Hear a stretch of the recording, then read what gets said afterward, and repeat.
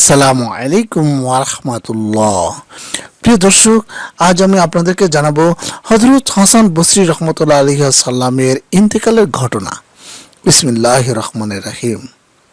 সারা জীবন যাকে কোনোদিন হাসতে দেখা যায়নি, মৃত্যুর প্রাক্কালে তিনি কিন্তু হাসলেন। হাসতে হাসতে বললেন যে সে কোন পাপটি বড় আশ্চর্য এ ঘটনা। মৃত্যুর পর তাকে একজন স্বপ্নে দেখলেন। তিনি তাকে মৃত্যুকালীন সেই হাসি আর সংলাপের রহস্য জিজ্ঞেস করলেন।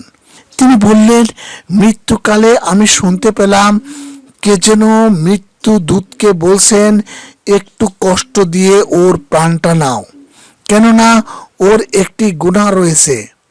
এ কথা শুনে আমি খুব খুশি হলাম, এ ভেবে যে তাহলে আমার আর সব পাপ মাফ হয়ে গেছে, একটি মাত্র বাকি আছে। মৃত্যু কষ্টের দ্বারা তারও কাফারা আদায় হয়ে যাবে। এজন্য আমি অমন করে হেসেছিলাম আর কোন পাপটি বাকি রয়েছে তা জানতে চেয়েছিলাম। যে রাতে হযরত হাসান বসরি রহমতুল্লাহ আলাইহি সাল্লামের মৃত্যু হয়, সে রাতে আরো একজন দরবেশ তাকে স্বপ্নে দেখেন।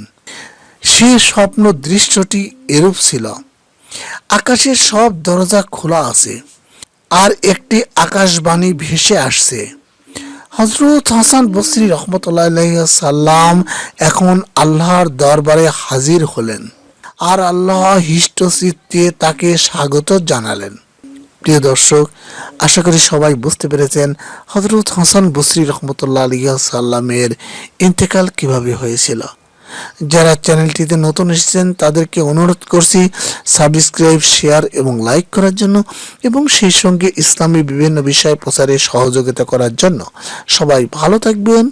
আল্লাহ হাফেজ।